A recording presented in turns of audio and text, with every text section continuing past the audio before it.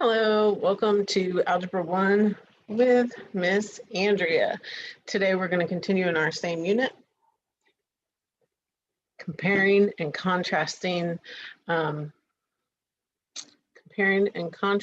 functions.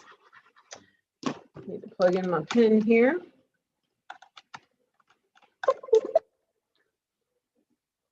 All right, I don't know if my microphone was working before I plugged everything in. I'm sorry about that, but welcome to Algebra with Miss Andrea. Today we're going to continue on with our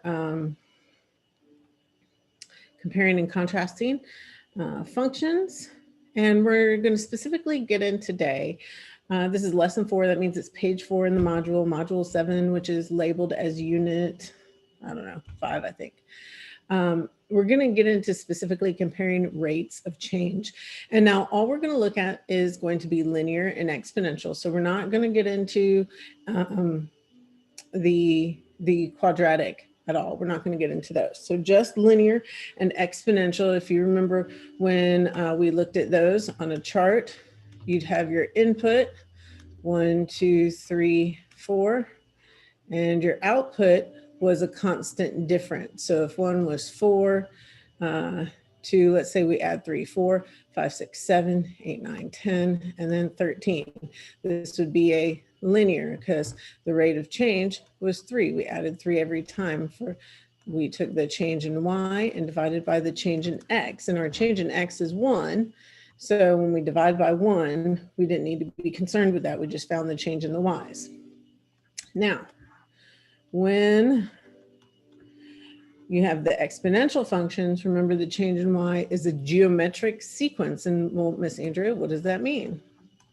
Well, that means instead of having a difference, which is a subtraction problem, what we're going to have is a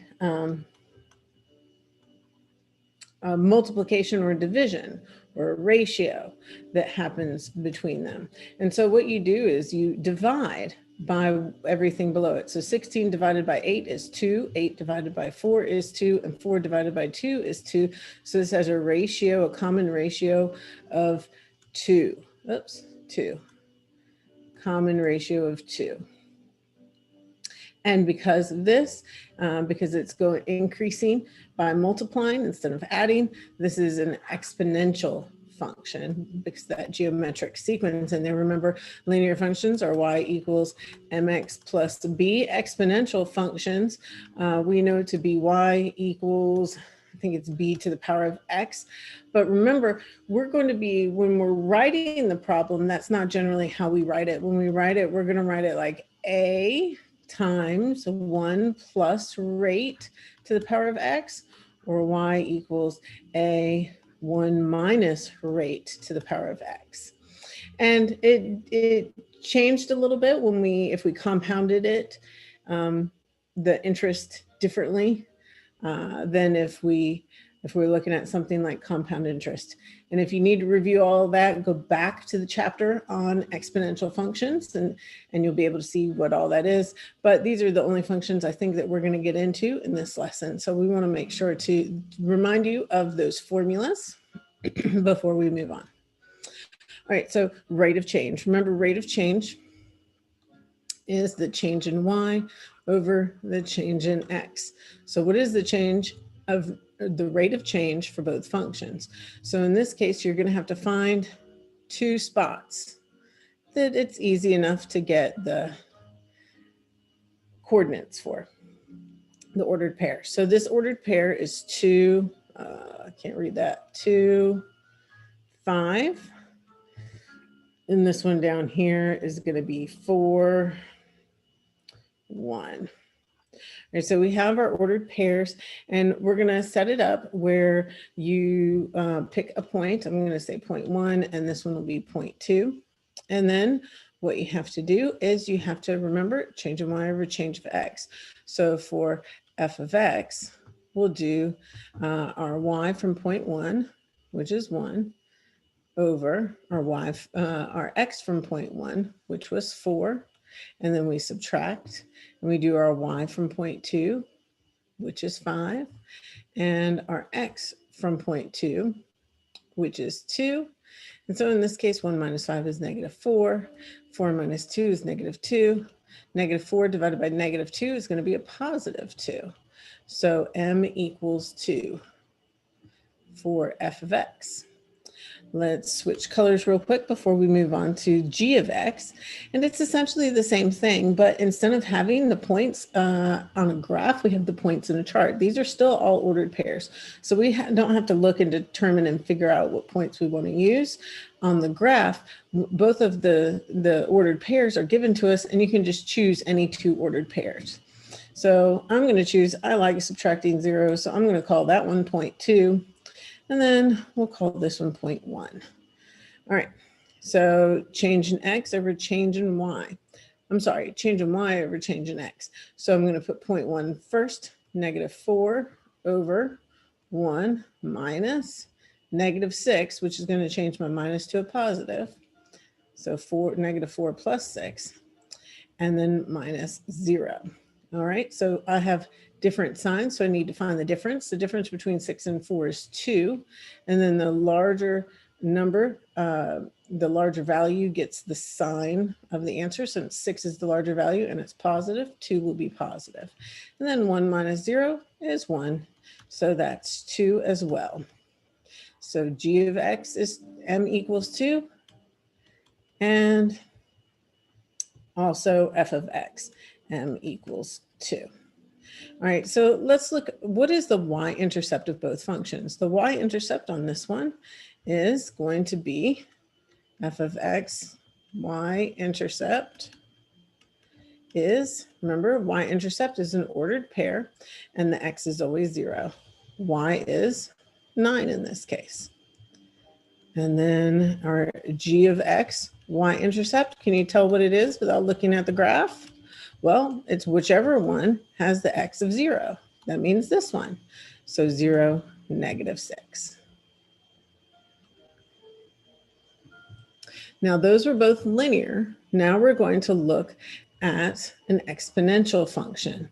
As you can see, this is starting to go up. It's hard. Actually, I can't tell if that's, yeah, it's got to be exponential. But it's hard to tell. It doesn't look like it on that graph. But here we go. Find the rate of change of each exponential function over the interval 2 is less than x is less than 4. So if you remember from when we went over this in rate of change with, I think we did it with exponential, not exponential functions, with quadratic functions. We're going to basically do it the same way. Our 2 points are going to have the x values of 2 and 4. Okay, so let's look at function A. So when we see 2 and 4, this is going to be, we'll call that one 0.2, and 4 is 0.1. I just like having the bigger number first. So just a personal preference. So for this one, I actually don't need to have that written to the side. Let's save that space for when we do function B. So this one, remember, we're going to have change in y over change in x. So 0.1y is 60.83, and x is 4. And then minus 0.2 is 56.24, and 0.2 is 2. Grab my handy dandy calculator. 60.83 minus 56.24 equals, and I'm going to divide that by 2. I did that math in my head. The 4 minus 2. I got 2.295. So the rate of change for function A, so we're not going to write f of x, we'll just write A, is 2.295. Now, if you're asked to round that to the hundredths place, that means we're going to look at this number. It's 5 or greater, so that means that this number that I've underlined is going to round up to a a 10, which means you have to carry a 1. So you can say that that's about 2.3 if you were to round to the hundredths place. Now you don't see the hundredths place because it's a 0, so there was no need to write it, but that's rounded to the hundredths place if you're asked to round.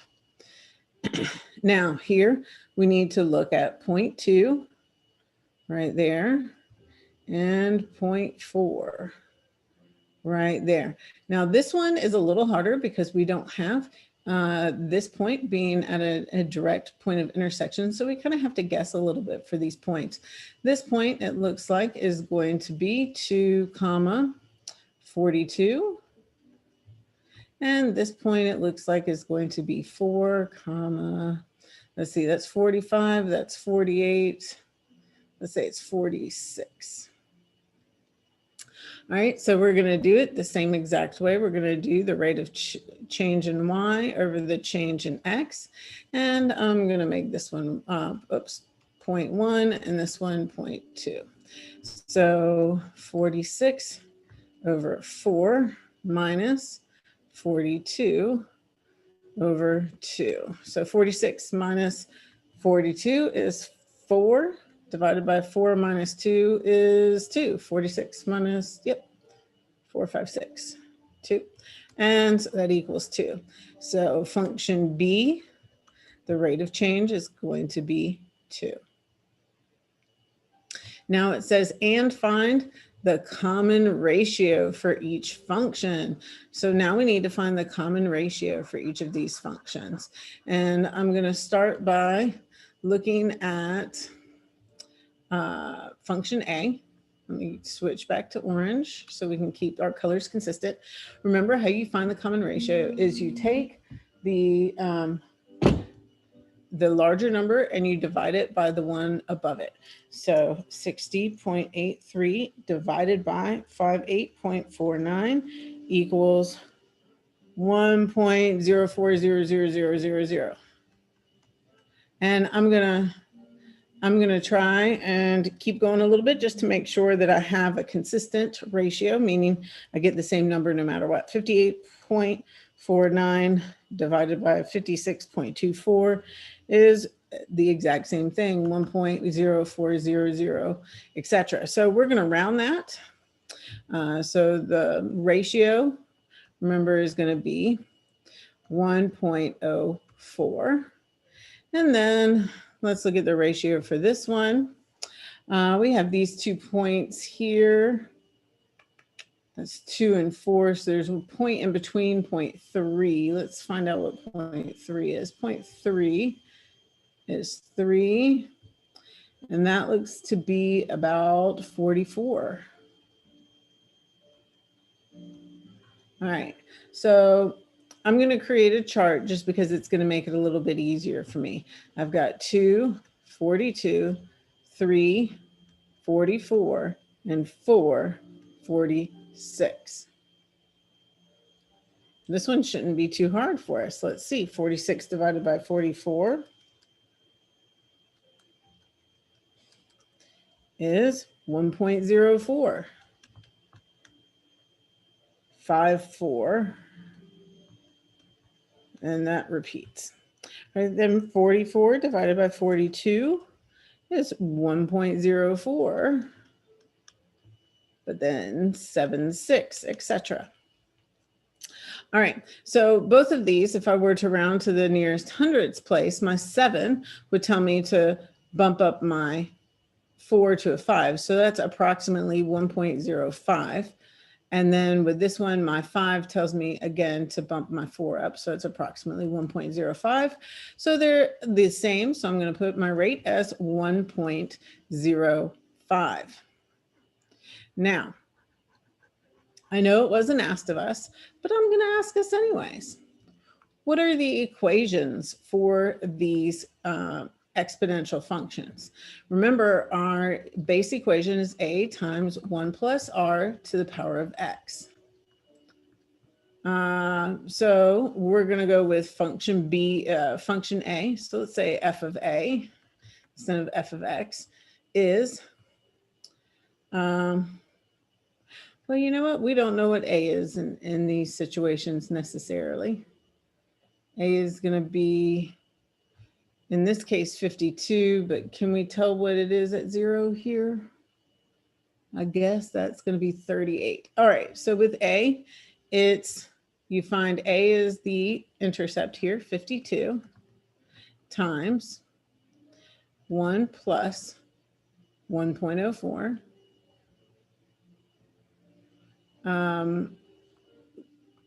We need to change that to a percent. So 0.0104, and then put it to the power of X. So we'll round. So f of A is 52 times 1 point, let's go round to the nearest hundredth place, to the power of X. All right. Let's look at the B. So we'll call it f of B. F of B is, and we said that was what, 38? So 38 times, I'm going to go ahead and just add the rate in here. Remember, we need to change it to a decimal from a percent. So it's going to be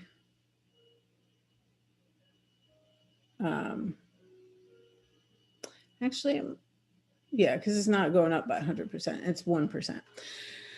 So it's going to be 0.01, so 1.01 to the power of X. And there you go, there's your equation. All right, let's go.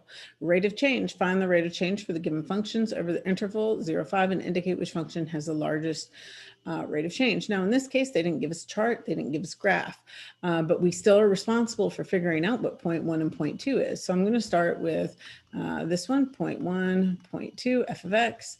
0.1 we know is going to have an x of 0. 0.2 we know is going to have an x of 5. How do we figure out what y is? Well, we plug it into the equation. So 0 in place of where the x is, 3 to the power of 0, we know is going to be 1. Anything raised to the power of 0 is 1, 100%, no matter what your base is. Anything raised to the power of 0 is always 1, okay? 3 to the power of 5. So there's a couple ways in your calculator you could do that. You could do 3 caret 5, like this, 3 caret 5, or you could just do 3 times 3 times 3 times 3 times 3, whichever you find easier. If you happen to know where your caret button is, that might be faster. If you need to take time to look for it, it might not be as fast. 243, undo that, 243. 3 to the power of 5 is 243. So those are our 2 points. So the rate of change, we're going to have change in y over change in x. Change in y is going to be 243 over 5 minus 1 over 0. 243 minus 1 is 242. 5 minus 0 is 5. 242 divided by 5 is, I think that's a 48. Is that a 40 or a 48? Ooh, do I have my glasses here? I do. Got my reading glasses on. All right, it's 48. 48.4. So the rate is 48.4. Or the rate of change is between those numbers is 48.4. All right, so let's see if I can change colors here. Let's go back to orange. All right, so here we're going to have 0.1 again and 0.2. And again, we're going to start with 0 and 5. All right, 0 goes in the place here, not of the 2, but of the x. 0 to the power of 2 is going to be 0, and that's supposed to say plus 1. Sorry about that, y'all. So 0 to the power of 2 is still 0. Add 1, you're going to have a 1 there. 5 to the power of 2, or 5 squared, is going to be 25 plus 1 is 26. So those are our 2 points. Change in y over change in x. Y, I'm going to start with this 26 over 5 minus 1 over 0 is 25 divided by 5 is 5. So for the interval 0 to 5, our rate of change, or M, slope, is going to be 5. Okay, indicate which function has a larger rate of change. Well, this one's pretty obvious here for the equations I made up. 48.4 is obviously a much higher rate of change. All right, comparing rates of change. So we've got two situations here, and you've got a job offer, and this job pays you $1,000 a month. And then they decide they're going to give you a raise every single month. Okay, you get the job A, you get $100 a month every month extra added on. So you start with 1,000. Month 1, you get 1,100. Month 2, you get 1,200, and you keep going. Sounds like a sweet deal. But job B says, you know what? We want you more than that other company, so we're going to pay you 8% every month instead of $100. So the question is, which job should you take? Now, in real life, you should take both. No job ever gives you a raise every month. That's insane. Take both jobs, figure it out. But since this is a math problem and we're asked which job should you take, I'm going to presume that we're not considering any, things like insurance, or whether or not you're going to be have to be on the road traveling or stay home with your family or any of that. We're just going to look at the money. Okay, so which one makes more sense monetarily?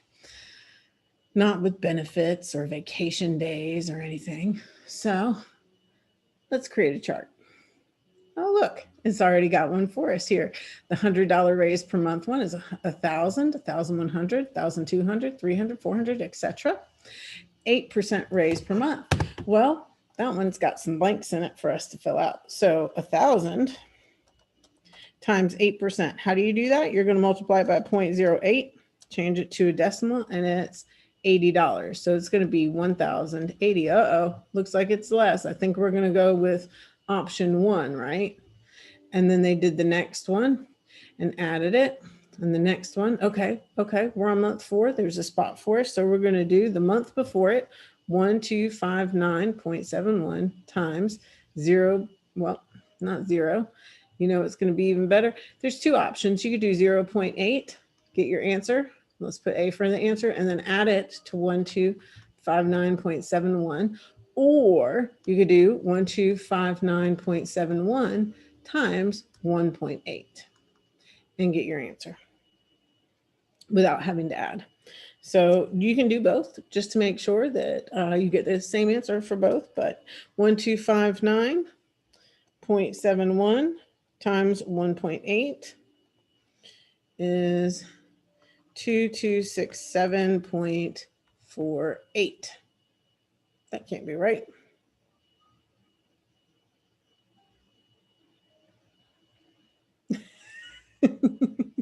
I did an 80% raise. Wow, that's crazy. 80%. I would love to get an 80% raise. That would be awesome. Let's do it correctly. Times 0.08, that's 8%. And then whatever your answer is, you're going to add to 1259.71. Or you could do 1259.71 times 1.08. There you go. That makes a little more sense. Miss Andrea trying to make more money. All right. 1259.71 times 1.08 is, oh, this one's so much less, $1,360.49. All right, here's another one. Go ahead and choose an option, get your answer.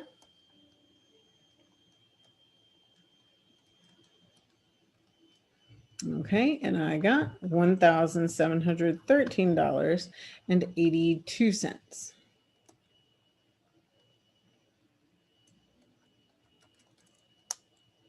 And for this last one, I got $2,158.92. Now I'm going to erase this over here because we've got some questions that are going to pop up and I want you to be able to read them. because, you know, we're going to ask questions about the chart we just made. Come on now. All right, so job A versus job B, which one would you choose? Well, job A looks like it's a little stronger at the beginning, but eventually, look, right here, job B starts to take over, and it's getting bigger and bigger, the difference. All right, does job A grow by a constant rate or a constant percent? Well, we're adding every time. So this one grew by a constant rate of plus 100. Does job B grow by a constant rate or a constant percent? This one grew by a constant percent of 8%. How many months does it take for job B to surpass or get bigger than, make more money than job A? Remember, we saw that right here, month 7. Do you think job A will ever catch up in salary to job B? The answer is no. Once job B passes job A, job A will never catch up because we are consistently, the amount that we add every month got bigger and bigger. If you notice, here we added $80. How much did we add the second time?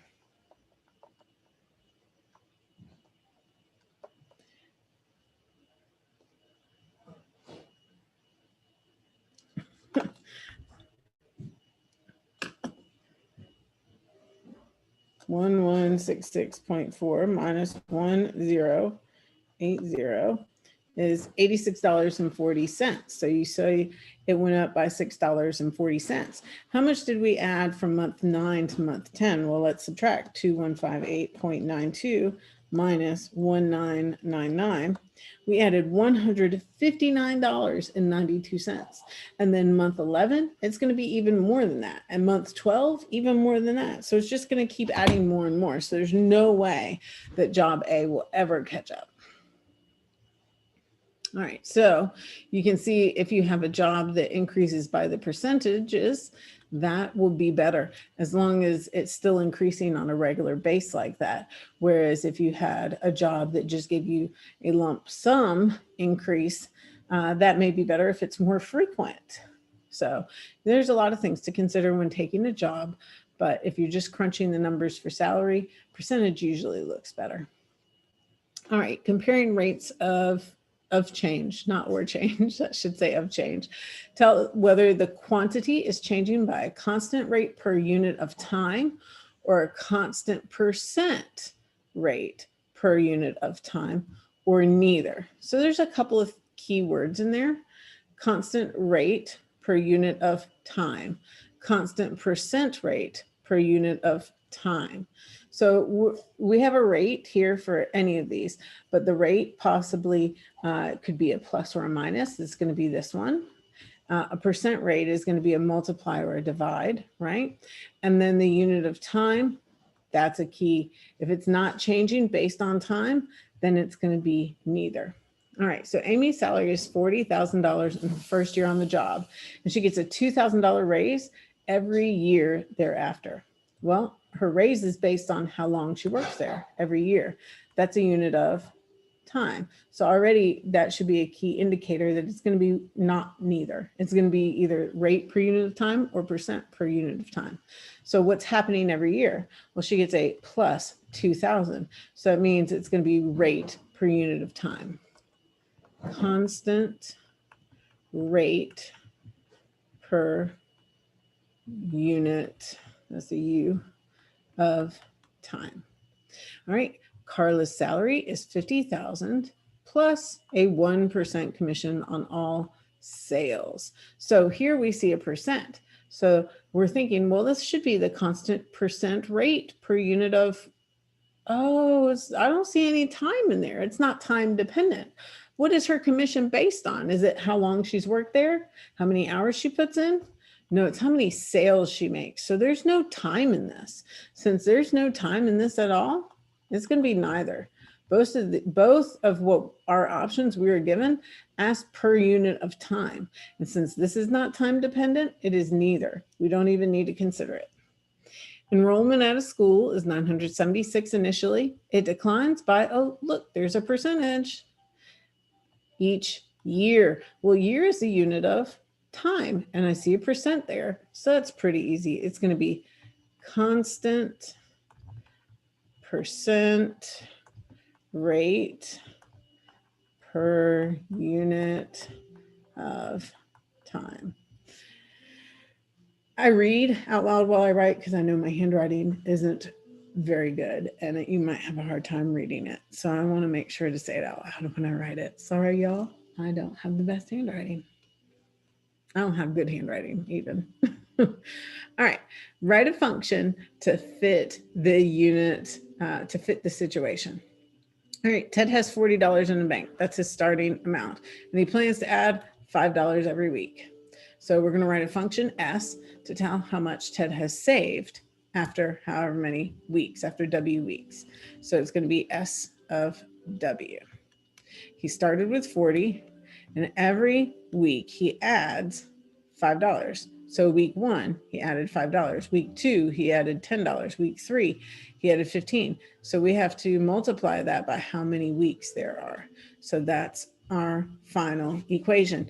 And this is going to be the format for when you're doing one of these. Remember, this is the arithmetic sequence, or if it's increasing by adding, right? So you, whatever you start with, I don't know if it's called, I think it's P maybe, P plus R times T, I think is what it is.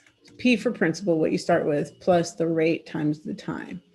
And so here W is our time, 5 is our rate, and 40 is our P, or principal, or our starting amount. All right, Nate has $40 in the bank and plans on increasing his savings by, oh, I see a percent each week. Write a function S depending on how much Nate has saved each week. So we know he's starting with 40. So S of W is 40 times, it's 1 plus the percent because it's increasing, not decreasing. So 1 plus 0.05, not 50%, Miss Andrea, make sure you get 5%. So it's 1.05, and it's the power of time, weeks, because remember, y equals a times 1 plus r to the t. So the time is our exponent. In this case, it's weeks. And R is our rate. In this case, that's 0.05. And since it's increasing, you're adding a 1 to it. That's so that you don't have to do that addition problem later on. You're including the addition problem in the formula. And then A is your starting amount, right? Because or your principal. So it's starting with $40 there. Now, Julie has $40 in the bank and plans on saving $10 every week. So she has $40, and then she wants to add $10 every week. So, oops, it's S of W. S of W is, whoo, Lord, you can barely read this last one. It's so close to the bottom. All right, Laura has $40 in the bank and plans on increasing her savings by 7% each week. So S of W is 40, it's a percent. So we're going to go with this formula of 1 plus the percentage. That percentage is 0.07. So 1 plus that is 1.07. And then to the power of T, or time, which in this case is weeks. So I should actually write a W there because we're doing S of W. So this is the formula for, this is the formula for number 4. Let's see. And that was our last problem. So hopefully most of that was review. You may need to go back and watch the videos about arithmetic sequences and geometric sequences and how we come up with those. Actually, those were in exponential, how you got those formulas, those rate formulas. Those were in the exponential growth and exponential decay videos and how to write that. So you may want to go back and review those if you need some extra practice. I'll see you on the next lesson.